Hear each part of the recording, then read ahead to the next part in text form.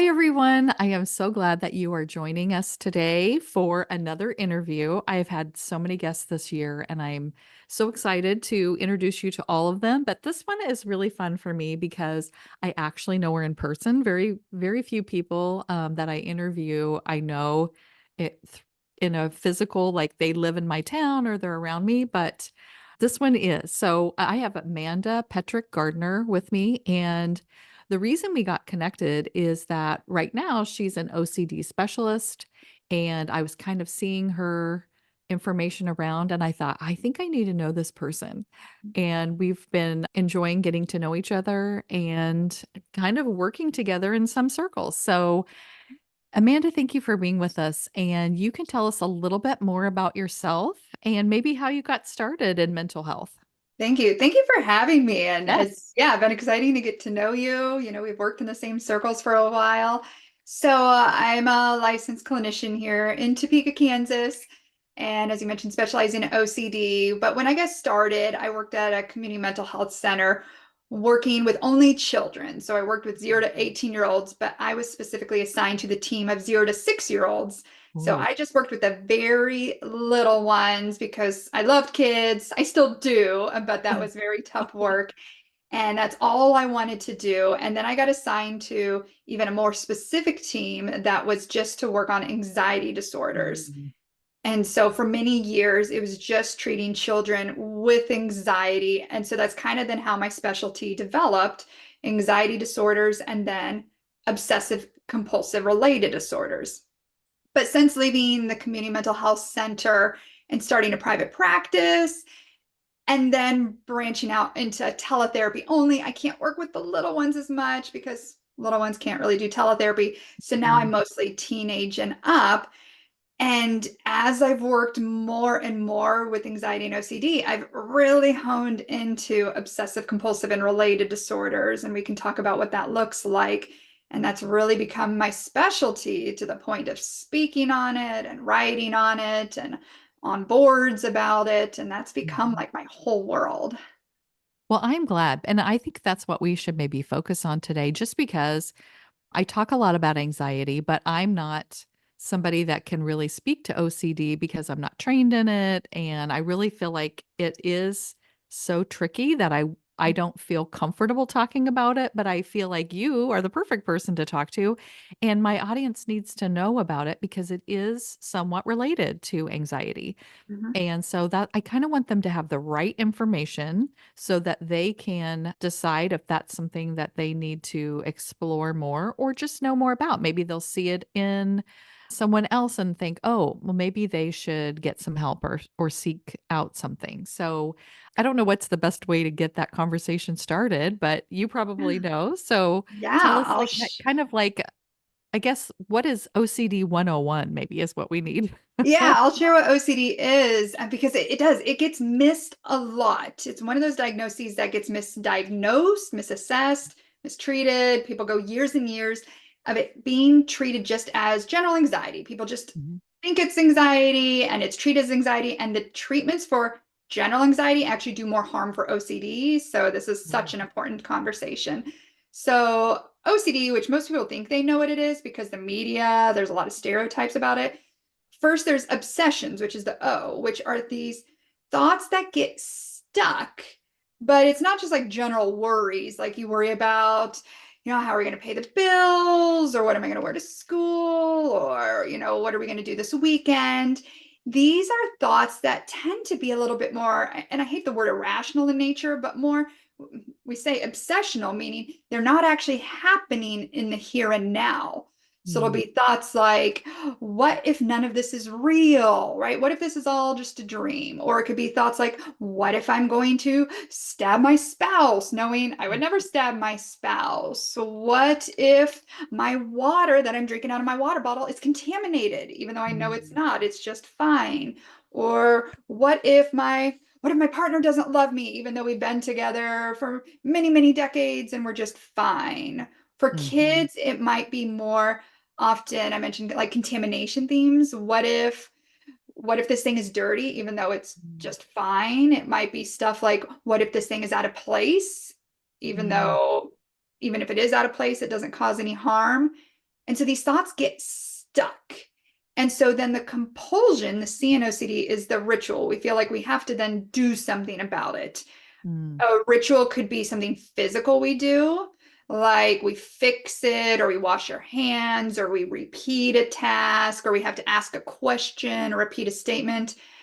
Rituals can also be mental rituals. So we have to do something in our head, like pray in our head, count, say a certain phrase in our head over and over again, or even just ruminating on something in our head mm, again and again can be a compulsion. So then you put these two things together, that's what OCD looks like. You could get stuck on a thought like, what if I just sinned?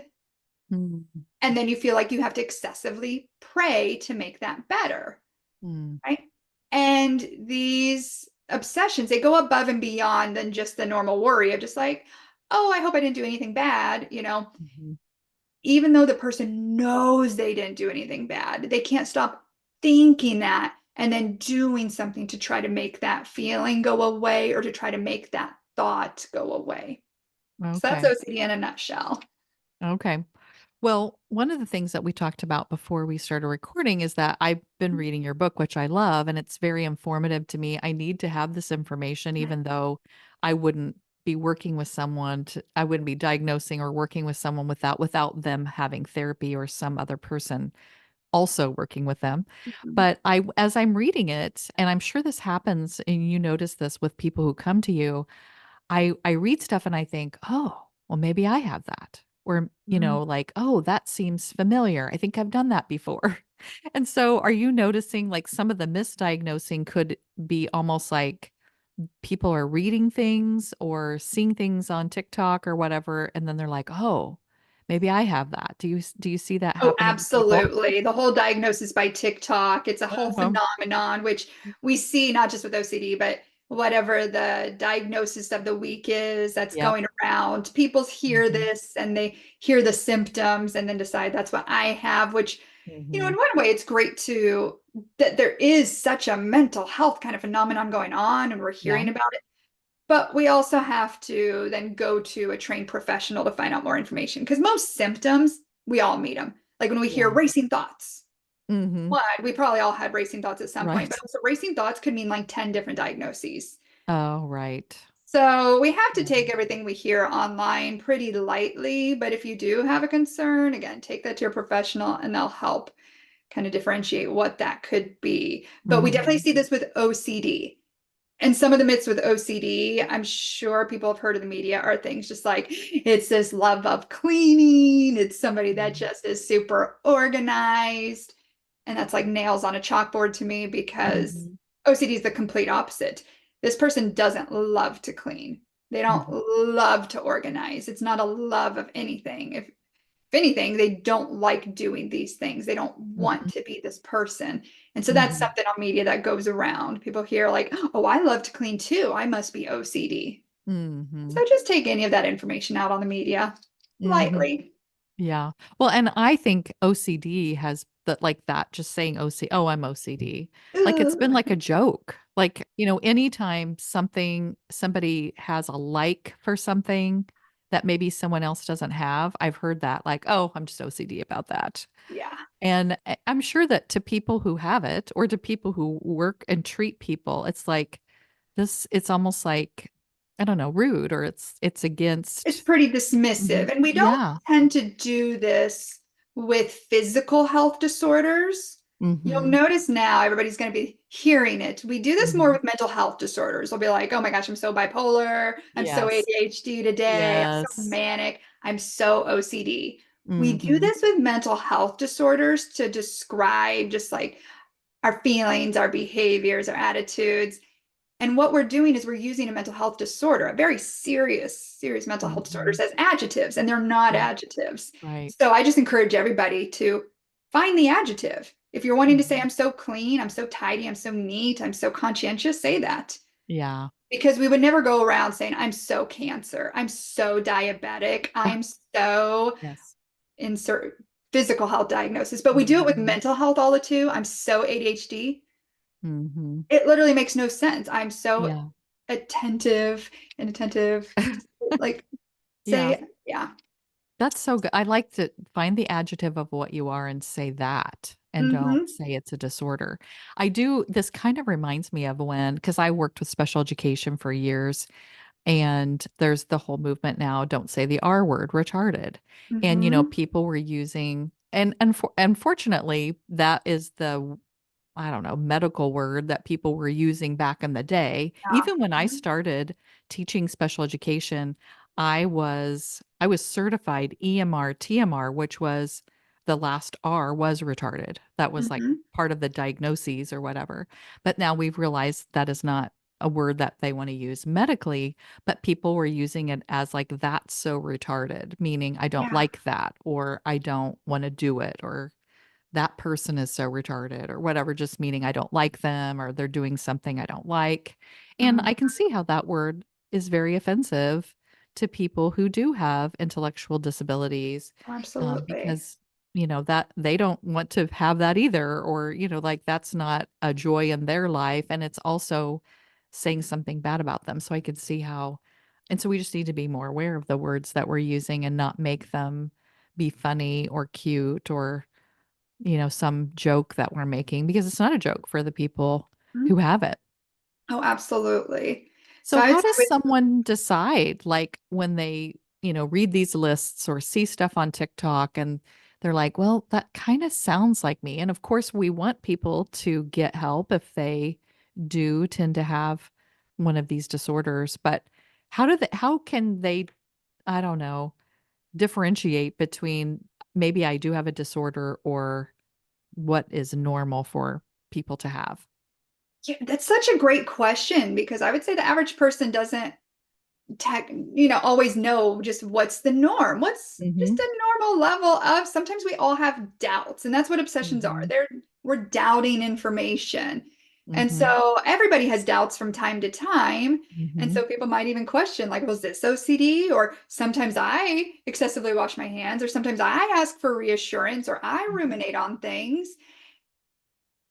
A few of the ways we tell like the difference between just what's kind of normal or typical versus what is a disorder is we look at, is it impairing your functioning?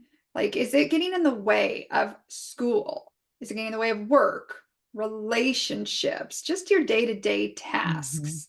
So because just again, normal doubting and sometimes a ritual here and there, the amount of anxiety that it causes is not going to impair one's functioning versus mhm, actual OCD or actual major depressive disorder and anxiety disorder. That's mhm, one of the actual criteria for the diagnosis. Is it starting to cause impairment?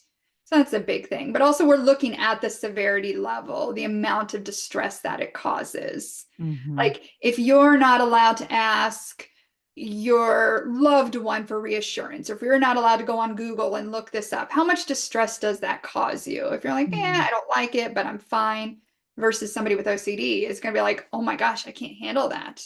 mm, That's horrible. I'm going to panic. So we mhm. also look at how much distress does this cause. And then Yeah. another thing is how much time. Something like OCD is going to be very time consuming. It doesn't Mhm, just take up a minute out of their day. It's not just a blip in their day, something they did. They're often spending hours of their day stuck on these thoughts and doing these rituals. okay. Well, and I think something that I read in your book, and it's kind of making me think about, like, a lot of the stuff that I talk about on my podcast and with my clients is Mhm. feeling uncomfortable and being okay with it. Mhm. And I think that a lot of, well, our brain wants us to be comfortable. Yeah. That's its go-to setting or whatever. And so when we feel like nervous about going to school, or we feel nervous about our driving test, or asking somebody out on a date, or learning a new skill, because we don't know, what's going to happen if we go there, or we don't know if people are going to like us, or, all the things. But I just talk to my clients about feeling that uncomfortableness, allowing it to be in their body, and still go forward, still go to school, still go ask the person on a date, because we don't know this, but everybody feels like that sometimes. Mhm. And is that like kind of a little does is that part of how you help people with OCD, or is it totally different? Like, does it have No, to do with being uncomfortable? yeah, kind of what part of what you're describing. It's very much what we call acceptance and commitment therapy. Oh, And I can okay. describe that for your listeners. And acceptance and commitment therapy is one type of treatment. It's honestly used for almost every disorder I know of. It's an evidence-based treatment they use for anxiety disorders. It's often used for OCD. There are other treatments that we use for OCD as well. But the whole kind of premise behind ACT, acceptance commitment therapy, is like it sounds acceptance, but Mhm. meaning we can learn how to have feelings, right? Mhm. Accept feelings. And acceptance doesn't mean we don't say, oh, I Mhm. love anxiety. It means we can accept its presence, that it Mhm. exists. I have it in my body, or I have this Mhm. thought, I have this sensation, and learn it exists and I can still live my life. I can have a Mhm. feeling and still go to school. I can have a thought and still get my work done because Mhm. there is this almost this notion that we have to shut it down. This Uh-huh. idea for a lot of people in society that we have to shut down anxiety. We have to make it go away. So many people's Mhm. goals when they come into my office and probably yours too is make this stop. Yeah. I want anxiety to go away. And I'm like, Mhm. actually, we're not Mhm. making anxiety go away. That's a feeling. That's Yeah. actually a good feeling. It serves a Right. function. We're Mhm. learning how to coexist with it, how to allow Yes. it to happen. Mhm. And so we do use a lot of ACT skills, both with anxiety treatment and OCD, because we're learning that we can't shut down anxiety and feelings and thoughts and sensations in the Mhm. body. And in fact, the more you try to, guess what happens? It's worse. It gets bigger. So I always Mhm. get nervous when somebody goes to an anxiety provider and their whole goal for their clients is we're going to make anxiety go away. We're going to shut it down because I'm like, that's Yeah. like a band-aid on a bullet hole. And They I might shut never it down say for that. a Yeah. minute, Mhm. but long term, oh, it's about to get worse because you've now taught your brain that anxiety is a danger and it's not a danger. It's just Yeah. uncomfortable. Mhm. Yes, that's I very had a act client. of you, and we love that. Oh, good. Well, I try really hard to I don't want anyone to believe that I'm some therapist that, can do all these things, but at the But you same know your time stuff.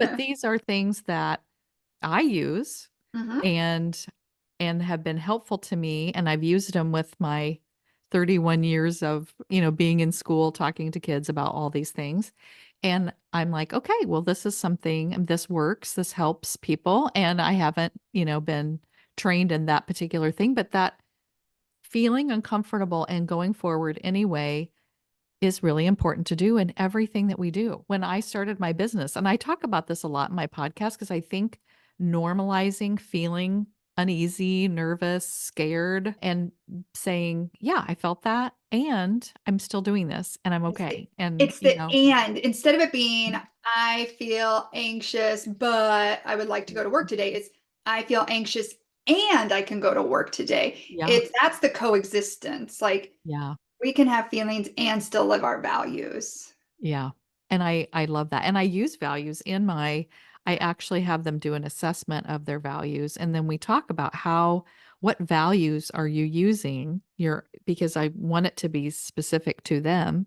What Mhm, values are you using when you're going to go out and do this thing that feels scary, you don't mhm, wanna do, and we talk about what feelings will you have to feel in order like, what feelings are necessary to go do this thing. And you might have to feel frustrated, you might have to feel scared, you might have to feel annoyed, maybe even angry, and mhm. that's okay to do that, Yeah. and just normalizing feelings in general. And I think as a grandma, I think I was pretty good at it as a parent, but I was still doing that thing like, "Oh, don't Don't cry," or worry.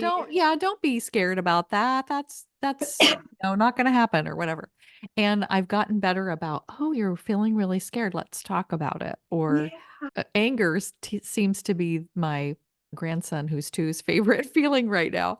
And I'm like, Uh-huh. "Oh, you're feeling really angry or frustrated," because, he wants Mhm. things to work a certain way, and then they don't, and then he has these big feelings about it, and just allowing him to feel that feeling and not telling him he shouldn't feel that way or, don't do that. It's just like, "Oh, you're feeling really Yeah. upset. How can we what can I do?" Can you breathe? Do you want me to hug you? Do you, like coming up with the Mhm. things and letting emotions be okay. And he and I had a long conversation about how everyone feels angry sometimes, or everyone Mhm. feels scared, or everyone feels sad. And then he would go through all the people in his life. Grandma Cece feels sad. I'm like, yeah, sometimes. Mama feels sad. Sometimes. Dada feels sad. Sometimes. We just went through all the people. And I'm like, this I is so good. love that age range when they're Mhm, learning about feelings because my 3-year-old's going through that too, being like, mhm, "And mommy sad?" And I'm like, "Mommy gets sad too." So I mhm, would encourage, I mean, all listeners, listen for how we, just as a society, tend to shut down feelings. And you yep, named it. Like we say things like, "Don't cry." We say, "Don't worry, calm mhm, down, wipe your mhm, tears." Because it's just this, and it's because we are uncomfortable with feelings. We mhm, don't like them. So we try so hard to shut down feelings. And in return, this sends the message to our brain that feelings are bad. Well, the more we mhm, do this years and years and years and years, I mean, we start to think that feelings are bad. So the second that feelings mhm. pop up in our bodies, we're like, I don't like this feeling, got to shut it Yeah. down. And it's Yep. this vicious cycle. So now what we're doing with our generations, these younger generations, we're teaching them like, this is an okay feeling. Mhm, Let's notice it. Let's have it. Let's mhm. express it in a healthy way. Right. We can do things to manage it, right? Mhm, But we're no longer labeling it as bad or dangerous or a threat. mhm. And I just think that's so beautiful. Yeah, and I'm loving this, being able to take this information and use it on the next generation, like, Mhm. I feel like I said, I think I did a pretty good job of doing it before, but now I know even more. And I think as a parent, sometimes I was like, "Oh, just be quiet. Don't worry about that anymore. We gotta go." Yeah, Like I was sometimes in we a shut it down just because it's inconvenient, we but have to hurry. And now I'm just like, I have all the time in the world, so I yeah, can spend have all this your time talking about it. feelings. Mhm. So I love it. Mhm. Well, I had one of my clients told me the best thing that she got from me was labeling her anxiety as a friend she was taking along with her. Because she said, I was trying to make it a monster, which is what you're talking about. Like I was Yeah. trying to be like, oh, this terrible thing. I want to get rid of it. And she said, when I realized the anxiety was going to come with me, and I could just invite her along. She was like, then I was like, "Oh, this totally makes sense." And I was like, I mean, I talk about a lot of things when I'm with my clients, but that's not one I would have ever said was, the game changer. And it is really actually different for every person, like what really resonates with them. Mhm. But that was one that I was like, "Oh, yeah, don't make it." So now I constantly talk to my clients about it's your friend. Like it's somebody that's coming with you, and you can talk to them kinda like a small child, because 'cause you're not gonna yell at a kid and say, "Don't be scared," when we know it's the first time they did something. We're gonna Mhm. try to say it in a different way, or we're gonna try to encourage them to do the new thing. And I said, "So encourage your anxiety. Hey, we're gonna try this. I know it feels funny. I know that I don't like this feeling, but I'm gonna do it anyway because the reward of that." Or if you're living in your values, maybe your value is adventure. If you're living in the value of adventure, then you're gonna want to go forward and do this new thing. I love that. Mhm. Well, and just because I know we're kind of talking about anxiety versus OCD, to give a little metaphor for some of your listeners.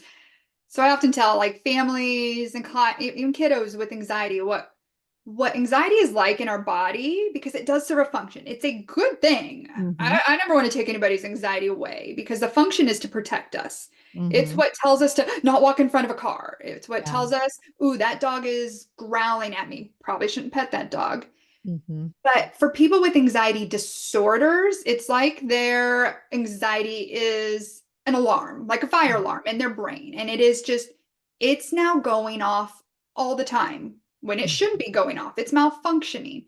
And Yeah. our job is to go in there and reset it so that it only Mhm. goes off when that dog is growling at us or when a car is about to hit us. Because right now it's going off when mom goes to work and it's Yeah. starting to go off saying, oh my gosh, she's going to die, right? Or Mhm. it's going off when, we're doing homework and it's saying you're going to fail your class. It's Mhm. just going off too much. Yeah.